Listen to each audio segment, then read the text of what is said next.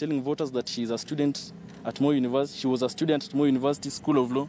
We are asking her to come forward with the relevant documents, with evidence to prove it. Because to the best of our knowledge, to the records in our institution, she has never been at the Moi University School of Law. Thank you so much. Maybe a question. Yeah. Regarding the issue of you naming Rael Jebiji, that you were never a student here. Someone can say you're being used by our opponents to malign her name. What do you have to say about that? That question, it depends from where you view where you view our statement. We are coming out clear, and we are not telling anyone to vote for anyone. We are just laying the facts bare as they are. So it will be up to the voters to decide. If you are deciding whom to vote for based on the academic records and she has lied about it, then you are banking on the wrong candidate. But if you are basing it on something else, you can go with it. You can go through with it. Still on that question, why wait until the last minute? Why did you do it earlier? It hasn't been on the public domain. And yesterday, if you were keen, the Daily Nation, there was a story that a young lawyer, and it has been stated in a national newspaper. That is what has irked most of us. We couldn't come before the press and talk about this because we didn't have evidence of our claims.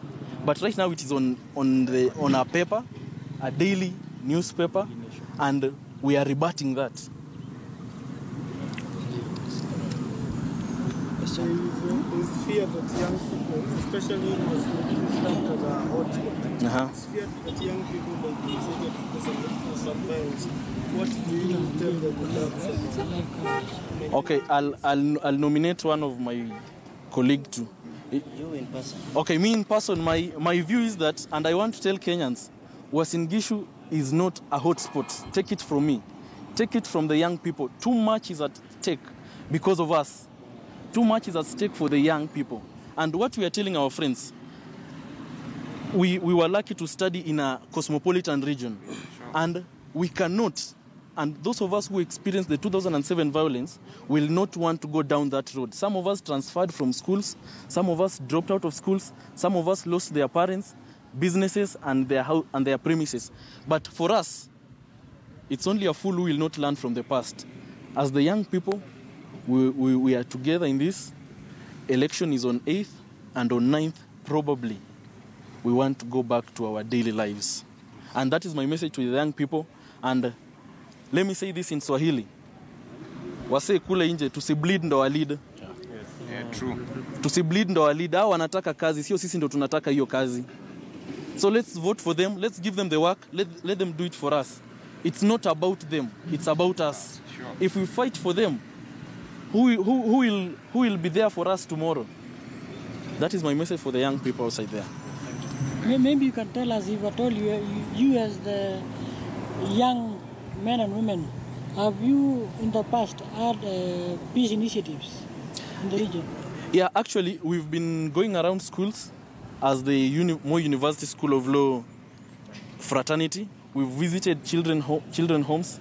We've visited schools and churches within our locality. And the message is clear. Even if we go to an extent of telling our names out, you will realize this is Kenya. This is Kenya standing before you.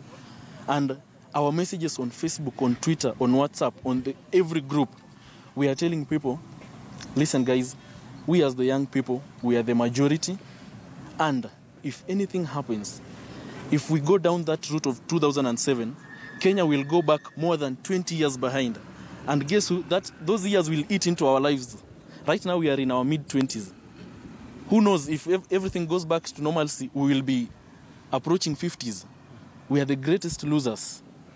And our message is clear. Let's vote. Let our voices be heard on the ballot papers, on the ballot boxes. The noise we are making on Facebook, on WhatsApp, the hate being spewed left, right, and center. If you don't like a leader, don't elect him on 8th. And keep in mind, there is much at stake. Not just the election, our lives. Some of us are going out of campus, we need jobs. If we burn down offices, where will we work? Sure. If we kill our prospective employees, prospective employers, who will employ us? as the young people, in fact, if they are a group that shouldn't engage in any type of violence whatsoever, if you are aged 35 and below, mind your business. If you are not a police officer, don't go out. Thank you so much. Maybe lastly, what is your message to some politicians who have been asking the electorate to guard votes at the polling stations? My message to such politicians: first, produce your children at the polling station. Let them be the first people. Let your children guard your votes. Our parents are not on the ballot papers. And we will not go to such an extent that you are protecting your own. We have information that some of their children are not even in the country. Now, as we speak. We cannot entertain such things. If your child cannot do it, then we won't do it. What is good for the goose is good for the gander.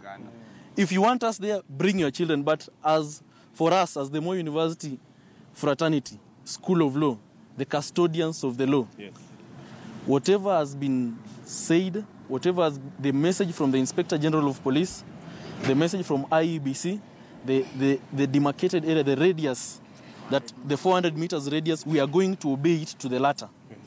And we will stay at our homes. We will continue doing business as usual as we await the results. And whoever will emerge the winner, he or she will be our president, our governor, our women rep, our MP, our MCs. We are giving them jobs to serve us. So it will be the burden of proof will shift to them and let them serve us. And we are not going to protect votes. They already have agents, the police are there, and the officers from IEBC are there. We believe that's enough protection for the votes. Ni viongozi wa wanafunzi katika chuo kikuu huko Eldoret hapo wakizungumza na wanahabari na kupeana ujumbe wao. Tukiwa bado tuko maeneo hayo ni kuwa viongozi wa makanisa kutoka eneo la North Rift wamewataka viongozi na wakazi kudumisha amani katika kipindi hiki cha uchaguzi.